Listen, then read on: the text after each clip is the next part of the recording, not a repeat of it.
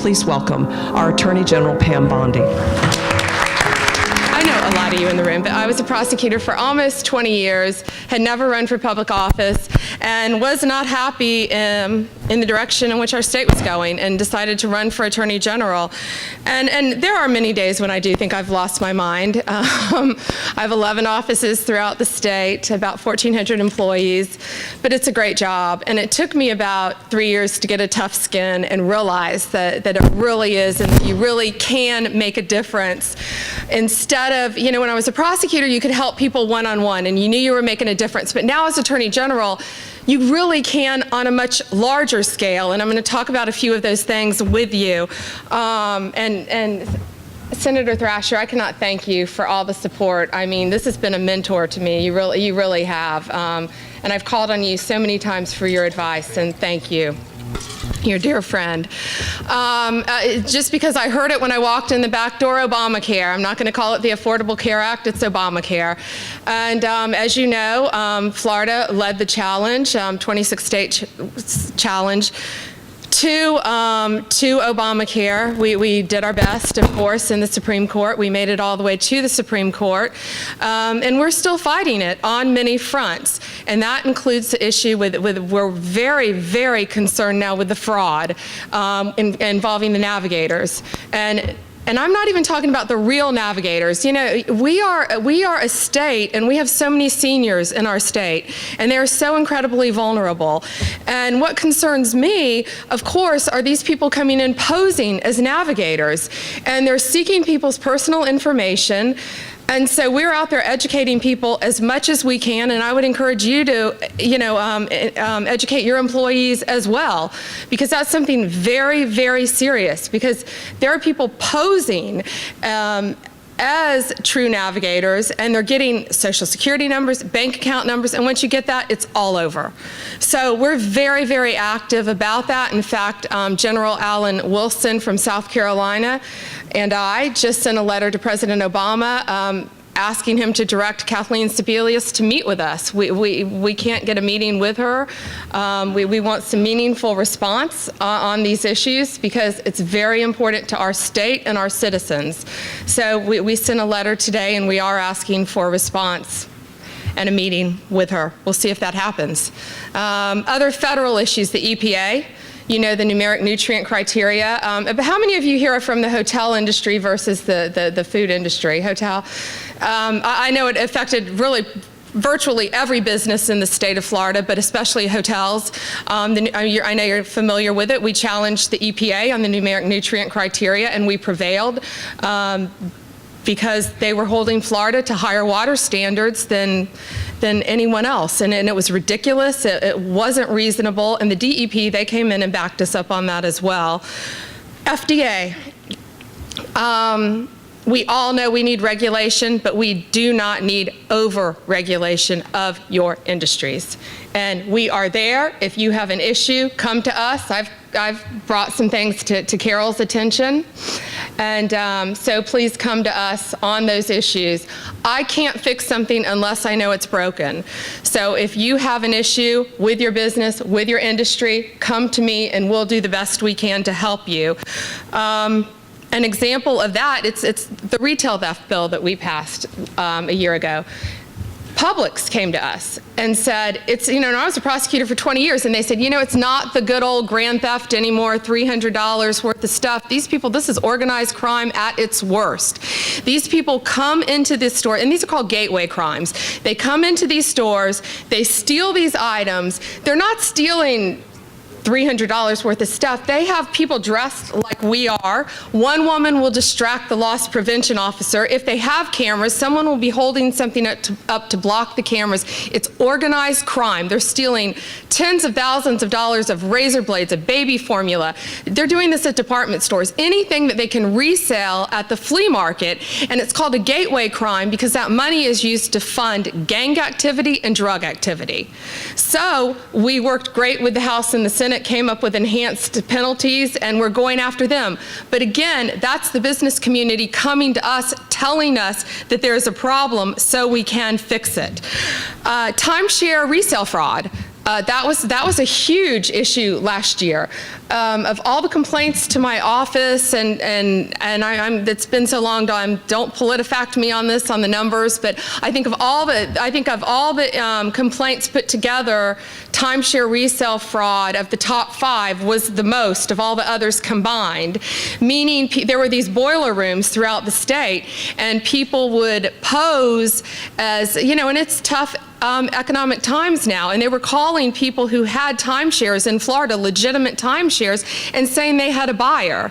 And if something's too good to be true, it usually is, and that's what I tell people. So we monitored that by the complaints coming into our call center, and we worked on enhanced penalties for that, and we have been shutting down these boiler rooms around the state. A boiler room is basically a huge warehouse with phone lines, and they're just scam artists, and people are sitting there calling victims throughout the country who have legitimate timeshares saying they have a guaranteed buyer, and they're getting their information. They're saying all we need is a deposit up front. Come on.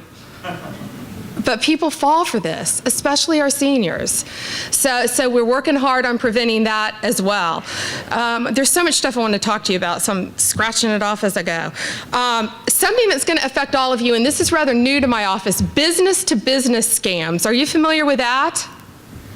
Some heads are shaking. Okay, this is one of the newest things we've been dealing with, and criminals get creative, sadly, and with changing technology, they get better. But this is very important, and this has been happening. They will call. Let me just take. I'm trying to think. A restaurant. Okay, a restaurant, for instance, who advertises. They will send through to your accounting department invoices that look like legitimate, and your accounting department's not doing anything wrong because these things look so real, it's unbelievable.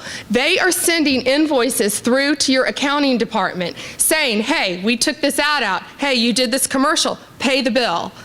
And your accounting departments are paying these bills. And so what I would ask all of you, whether you're a hotel, whether you're restaurant industry, we spoke to the auto dealers, it's affecting all of our businesses. You are all being scammed. You need to go back through your accounting department and make sure that you are not paying bills, because I guarantee you some of you in this room have paid bills that you do not owe.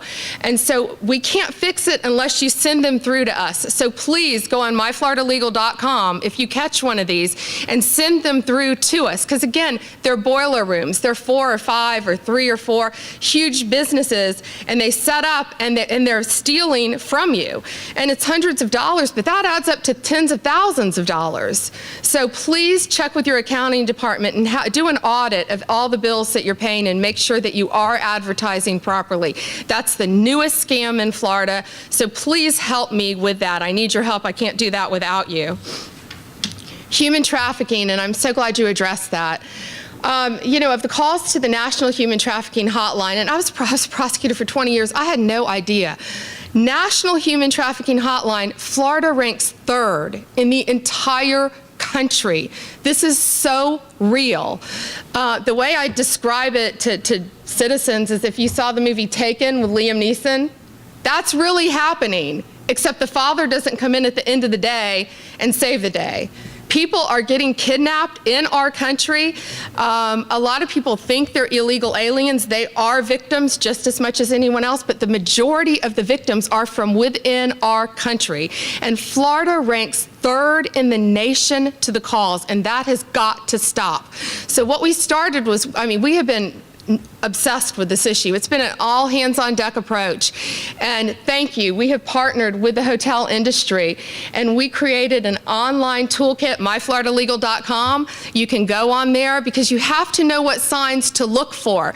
These are 13, 14-year-old girls who are getting trafficked. They are getting kidnapped, and they are getting taken into a life of sex and crime. It's unreal. And immediately upon being kidnapped, they're addicting these girls to drugs. And the majority of them are young girls. That's what's happening.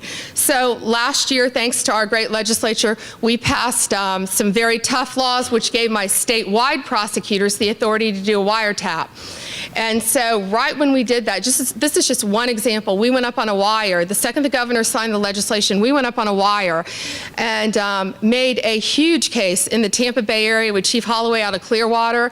And there were 3 houses. I mean, these were middle to upper class homes. And these victims, up to 16 victims, were being trafficked out of that house.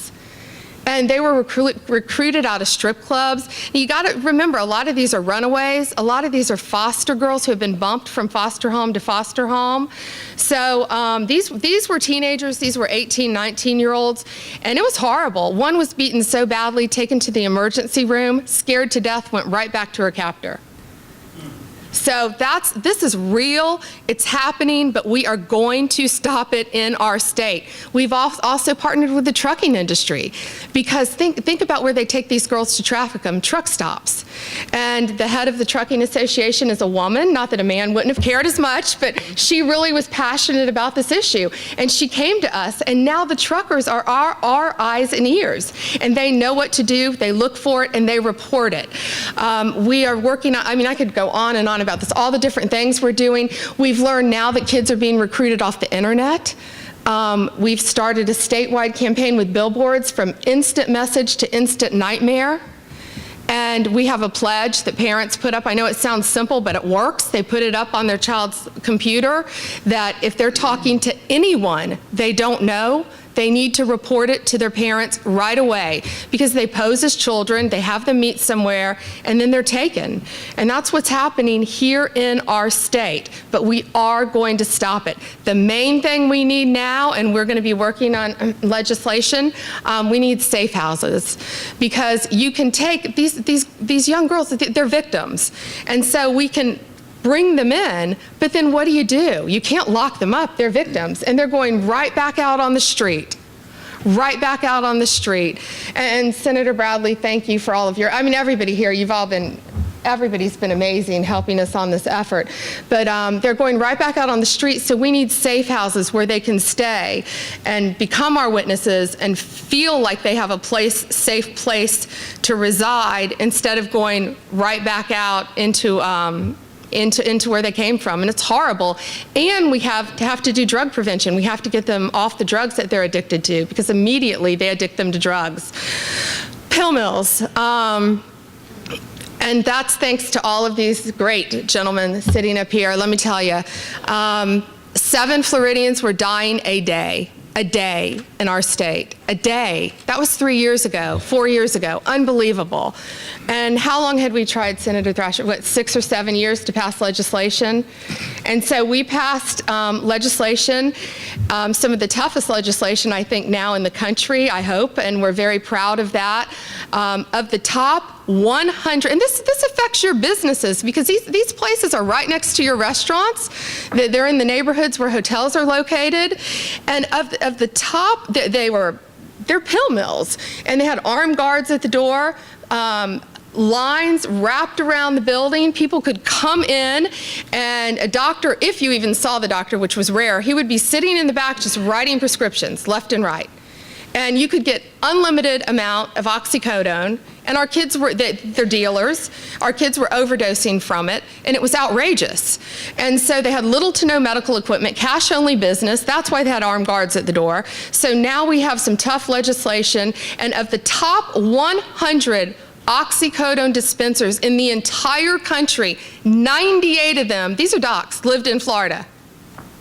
Now, thanks to our legislation, thanks to our joint strike force with the governor, with DEA, you know how many live in Florida? 0 of the top 100. So we are making a dent. We are making an effort.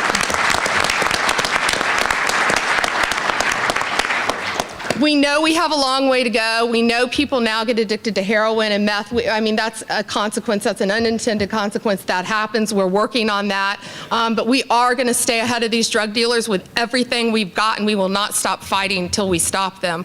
We found that babies were born being addicted to prescription drugs. We started a neonatal abstinence task force. I haven't really been a huge fan of task forces, because I think you can study something to death and create a really pretty product and put it on your shelf, and not do anything about it. So we created it. We brought all the naysayers. We brought everyone to the table. Senator Negron, who wasn't a naysayer, but I mean, we brought Senator Negron, we brought Representative Young, we brought the treatment care providers, we brought DCF, we brought everybody, law enforcement, because this isn't about taking babies away from their mothers, it's about keeping them with their mothers. And right after we passed the pill mill legislation, I was sitting at my desk and my phone rang. This is really how it happened. And I was thinking, wow, maybe this is gonna work. And it was a call, and it was from St. Joseph's Hospital. And they said, we have another problem, the babies. I went down there, I went to the hospital. Their incubators were covered in the neonatal intensive care unit, NICU. Their incubators were covered in blankets. These babies were born because they're sensitive to light, to sound, to touch. Instead of milk, they're getting morphine or methadone. St. Joe's had to expand their NICU because 20% of the babies going through there, and that's a very conservative estimate, were born exposed to prescription drugs. All Children's Hospital in St. Pete, 30%. Knoxville, Tennessee, East Tennessee Hospital, 60%. They did a snapshot on a given day. So this is a bipartisan national issue, and we wanted to become the leaders in Florida. So we did our task force, we created a beautiful product, but we created it in 6 months, and now we're out there implementing it. We have billboards, we're educating OBGYNs, we're educating healthcare providers, and thanks to our legislature, we now have funding for treatment beds for pregnant women who are going to deliver babies exposed to prescription drugs. That's huge. That's huge, and we're making a difference in the lives of mothers and children and keeping them together. So we're very proud of that. Synthetic drugs. Do you all know what, okay, bath salts, synthetic marijuana, and I hate it being called synthetic marijuana, spice, K2. This is really synthetic heroin, acid, LSD. It's horrible, horrible. When I first took office, I thought I could micromanage an office of about 1,400 people, so I would go home every night and read letters about this thick. And so I'd sit there and read them, and one caught my eye, and it was from Sheriff McKeithen in Bay County. And he said, there's a problem, synthetic drugs. I'm like, what's a synthetic drug? I've prosecuted for 20 years. And I had no idea. And so I called him, and then I started calling, I say my base because I'm from Tampa. I called the sheriff down there, I called the police chief, you know, in Tampa Bay area, and it hadn't hit that part of our state yet. It was just in the Panhandle. My guess is because Bobby Jindal outlawed the stuff in Louisiana, and so they then came to Florida because of Bourbon Street in New Orleans, and so then they came to the Panhandle. And here was Sheriff McKeithen's biggest fear. We had spring break coming up. So I think I took office in January, February. Yeah, this was about in February or March, and spring break was coming up. It's a hallucinogenic. Kids think they can fly. I'm sure you've read about it now. Now it was all over our state. So I called him. He drove over in 3 hours without hesitation. In Florida Department of Law Enforcement, they have been amazing. We analyze this junk, and it truly is synthetic heroin, acid, LSD. It's a psychotic effect. It has psychotic effects. It's a hallucinogenic. And the biggest fear was that kids would want to jump off balconies during spring break in the Panhandle. So I sent 2 FDLE agents in the Tallahassee Mall, and they bought it legally. Our kids were buying this. I could tell you horror stories of a 14-year-old girl a straight A student, sitting in her school because her friends told her it would help her concentrate during finals. She sprinkled it on her potato chips, went into a violent seizure on the lunchroom floor. She was lucky because she lived. So I didn't even realize I had this. People call it power. It's not. It's tremendous responsibility. With the stroke of a pen, I can make something illegal until it goes through session the following year. And so that's the only time I've exercised that authority on these synthetics, because we had to stay ahead of these drug dealers. So we outlawed, I think, 6 compounds and 22, and in each session they've all passed unanimously thanks to our great senators and representatives. And we'll continue to do that. The good news is now we've outlawed well over 100, and this time we only had 2 that were left. So we've moved them underground, but I called the Attorney General, who's a friend of mine, Sam Olens in Georgia, and I said, Sam, get ready, they're coming to Georgia, because we're running them out of Florida. And sure enough, he called and said, Pam, can I get that list of compounds that you've outlawed in Florida? Not good for Georgia, but we are going to take a united front throughout the country. We've worked with Gil Kurlikowski, our drug czar, and we are going to make Florida a drug-free state. We have got to, for our future, for our businesses. This has got to be a place where people want to live, work, start their business, keep their businesses, and come to our great state. So we have been successful. My one public service announcement, because you all employ so many people. I spoke at Moffitt, and I usually bring this, but I couldn't get it out of my safe this morning. I bring the empty packets. I learned the hard way, by the way, when I went to New York. I took never mind. But they're emptied out. DEA emptied them out for me. But DEA has emptied out the packets for me, so TSA doesn't have to get me through security. But DEA has emptied out the packets for me. But here's the scary part. Now they've changed. I was speaking at Moffitt, and I was sitting next to a woman, and it was all the big donors, and I was thanking them for everything they do. And everywhere I go, I take these packets, but I couldn't get them out of my safe this morning. So I held one up. I went back, and she said, my child came home with that in his backpack last week. It's everywhere. And if you saw, just Fox News did a 2-hour special on it. You can go online. They did a 2-hour special just on synthetics. They focused on Florida, Colorado, and New York. The mollies that you hear about, the ecstasy that these singers are singing about, that's the purest form of ecstasy laced with synthetic heroin or acid. That's why they canceled some concert in New York, because kids were overdosing. These things are in. So my ask of you today, with all your employees, you can go on my website, myfloridalegal.com, I have no pride of ownership. We have the pictures of what all these synthetic drugs look like. Take the pictures of them and send them out to your employees, and you will save lives. And here's what burns me up. They used to be called Vanilla Sky, Purple Haze, women in scantily clad clothes, targeting like 17, 18, 19-year-olds. Now, you know what they are? Scooby-Doo. Cotton candy. The Joker. The cotton candy one, if you touch and feel it, it feels like cotton candy. If you open it, it smells like cotton candy. If you found this in your child's backpack, you would not think twice. So what we've done now is they're outlawed throughout our state, but these unscrupulous convenience store clerks are selling them underground. So I met with the convenience store industry, and I told them, I said, it's not Joe Smith who's on the 6 o'clock news, it's your oil company. And you're not aware it's going on, it's the clerk who's selling them. So we're partnering with them to try to combat this. And if you're a store clerk and you're selling this, we're going to pull your lottery license and we're going to pull your liquor license, because our kids are dying from this. So please go on our website and send this out to your employees, because it's crucial and it's very important. And I could talk all day, and I've gone over my time already, but we're just getting started. There are so many things we want to work on. I feel like I'm drinking out of a fire hose, but it's worth it, because I think we are making a difference. And thanks to all of Senator Thrasher said, yes. And but we are making a difference, and we're going nonstop. And again, if you have an issue that we can help you with, please bring it to us, because we can't fix it unless we know it's broken. Thank you for having me here today. Thank you for everything you do for our state. Thank you.